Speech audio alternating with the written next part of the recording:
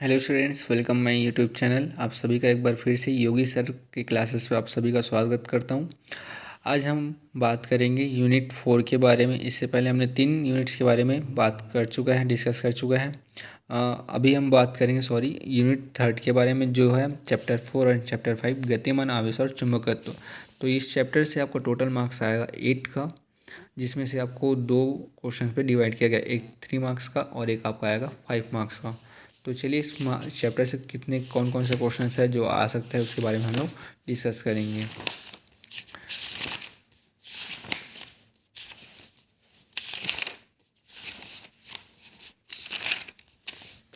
तो यह जो है आपका चैप्टर 4 गतिमान आवेश और चुंबकत्व। इस चैप्टर से आपको जैसे कि क्वेश्चंस है, बायो सेवर्ट का नियम लिखिए और इसकी सहायता से 1 एम्पेयर की परिभाषा दीजिए। तो यह जो प्रश्न है 2021 और 2023 में पूछा जा चुका है। या फिर यह प्रश्न इस तरीके से भी पूछा जा सकता है कि बायो सेवर्ट का नियम लिखिए तथा इसकी सहायता से वृत्तीय कुंडली में बहने वाली धारा के कारण उसके केंद्र पर उत्पन्न चुंबकीय क्षेत्र की तीव्रता के लिए व्यंजक ज्ञात कीजिए। इस तरीके से भी प्रश्न पूछा जा सकता है 5 नंबर के में, जहाँ पे आपको 2 नंबर जो है बायो सेवर्ट का नियम लिखने पे मिल सकता है और 3 नंबर जो है वृत्तीय कुंडली में बहने वाली धारा के कारण उसके केंद्र पर उत्पन्न चुंबकीय क्षेत्र की तीव्रता के लिए व्यंजक के लिए आपको 3 मार्क्स मिल सकते हैं। इसके पश्चात इस चैप्टर से प्रश्न है आपका, आगे चलते हैं।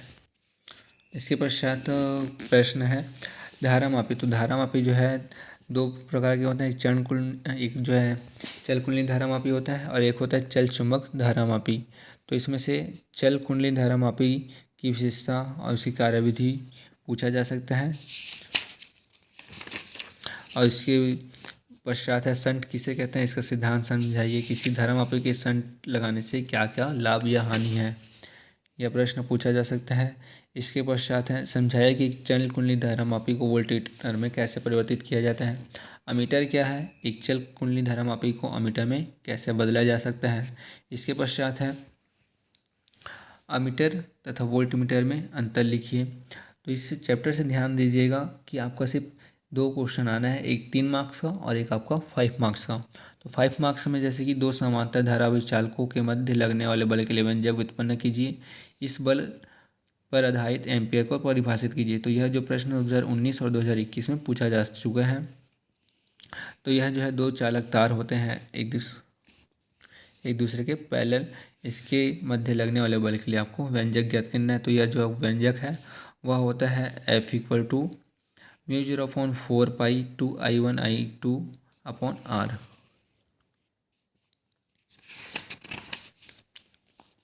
इसके पश्चात है एम्पियर का परिपथी नियम क्या है, लिखिए तथा सिद्ध कीजिए। ये पहले के समय में पूछा जा चुका है यह प्रश्न, एम्पियर का परिपथी नियम क्या है।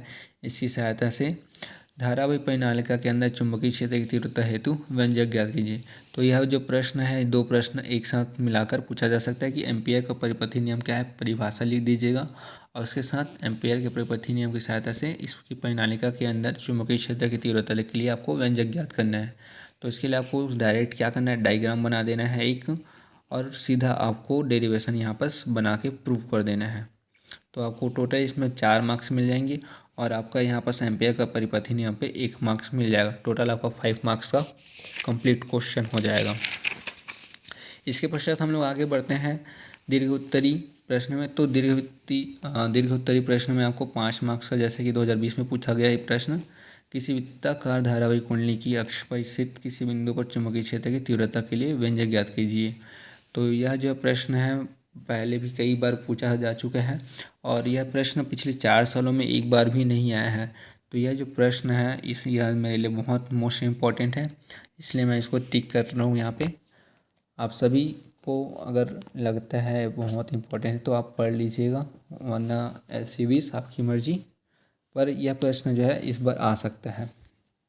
इसके पश्चात है साइक्लोट्रॉन के कार्य के मूल सिद्धांत का उल्लेख कीजिए, स्पष्ट कीजिए कि इसका उपयोग आवेशित कण को उत्पादित करने में कैसे किया जाता है और इसका एक महत्वपूर्ण उपयोग लिखिए। तो यह जो प्रश्न है 2019 में पूछा जा चुका है ABC तीनों सेट में, और 2023 में भी यह तीनों सेटों में पूछा जा चुका है। तो 5 नंबर का प्रश्न जो है मूलतः सभी सेटों में सेम ही रहता है।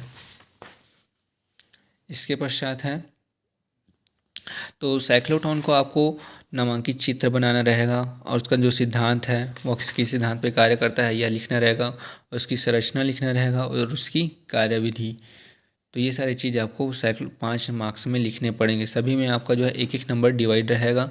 इसके पश्चात है चल कुंडली धारामापी का वर्णन निम्न बिंदुओं के आधार पर कीजिए। तो इसी प्रकार से जैसे साइक्लोट्रॉन का आपने किया है वर्णन, उसी प्रकार से चल कुंडली धारामापी का भी रहेगा। संरचना, रेखा चित्र और धारा के सूत्र का निगमन। तो यह जो प्रश्न है 2020-2022 में पूछा जा चुका है, और यह प्रश्न जो है बार बार रिपीट किया जा रहा है। तो मेरे ख्याल से यह 2024 में जो है मेन क्वेश्चन या फिर अथवा में पूछा जा सकता है। इसकी तैयारी आप अच्छे से कर लीजिएगा। इसके पश्चात हम आगे बढ़ते हैं चैप्टर 5 की ओर। तो चैप्टर 5 जो है यूनिट 3 का ही सेकेंड पार्ट है। इसमें जो है आपको 3 मार्क्स की तैयारी करना रहेगा। तो मेन जो है आपका 5 मार्क्स का क्वेश्चन चैप्टर 4 से ही आएगा जहाँ तक, और इस चैप्टर से आपको 3 मार्क्स के लिए तैयारी करना पड़ेगा, जिसमें से 3 मार्क्स का क्वेश्चन पूछा जा सकता है इस तरीके से कि चुंबकीय बल रेखाएं क्या है, इनके गुण लिखिए। परिक्रमण करते हुए इलेक्ट्रॉन का चुंबकीय द्विध्रुव घूर्ण ज्ञात कीजिए। दंड चुंबक और धारावाही प्रणालिका की तुलना कीजिए। अनुचुंबकीय पदार्थों के गुण लिखिए। इसके पश्चात है जैसे कि प्रतिचुंबकीय पदार्थों के गुण लिखिए, लौह चुंबकीय पदार्थ के गुण। इसके पर मेरे ख्याल से इस वर्ष जो है मेरे ख्याल से प्रतिचुंबकीय पदार्थों के गुण, लौह चुंबकीय पदार्थों के गुण, और आपका एक प्रश्न है यह अनुचुंबकीय पदार्थों के गुण लिखिए। यह तीनों प्रश्न जो है मेरे ख्याल से ABC में पूछा जा सकता है। इसके पश्चात है नमन कोण की परिभाषा लिखिए। यह जो प्रश्न 2021 और 2022 में पूछा जा चुका है। इसके पश्चात है भूचुंबकत्व के विभिन्न घटकों में संबंध स्थापित कीजिए। यह प्रश्न 2021-2022 में आ चुका है। तो यह प्रश्न आप एक बार अच्छे से तैयारी कर लीजिएगा। या फिर यह प्रश्न जो है दूसरे तरीके से पूछा जा सकता है कि नमन कोण थीटा, क्षैतिज घटक H तथा ऊर्ध्वाधर घटक V में संबंध स्थापित कीजिए। तो इन तीनों में जो संबंध होता है वो होता है tan थीटा बराबर V/H। इसके पश्चात है अनुचुंबकीय, प्रतिचुंबकीय और लौह चुंबकीय पदार्थों के गुणों में तुलना कीजिए। तो यह प्रश्न भी आप अच्छे से थोड़ा तैयारी कर लीजिएगा। इसके पश्चात है विद्युत चुंबक और स्थायी चुंबक में क्या अंतर होता है। तो विद्युत चुंबक आप सभी जानते होंगे कि यह जो है नरम लोहे से बनाया जाता है, और स्थायी चुंबक जो होता है वह स्टील से बनाया जाता है। विद्युत चुंबक जो है अस्थायी होता है, विद्युत प्रवाह बंद करते ही इसका जो है चुंबकत्व समाप्त हो जाता है, किंतु स्थायी चुंबक के साथ ऐसा नहीं होता है। इसके पश्चात हम आगे चलते हैं। जिस प्रकार से हमने विद्युत क्षेत्र और विद्युत विभव चैप्टर 1 में पढ़ा है, एक समान विद्युत क्षेत्र में रखे विद्युत द्विध्रुव पर कार्य करने वाले बल के लिए व्यंजक, इसी प्रकार इसमें बल युग्म आघूर्ण का व्यंजक पूछा जाता है। 2019 में पूछा जा चुका है, 2020 में भी पूछा जा चुका है। तो यह जो प्रश्न है आप अच्छे से तैयारी करिएगा।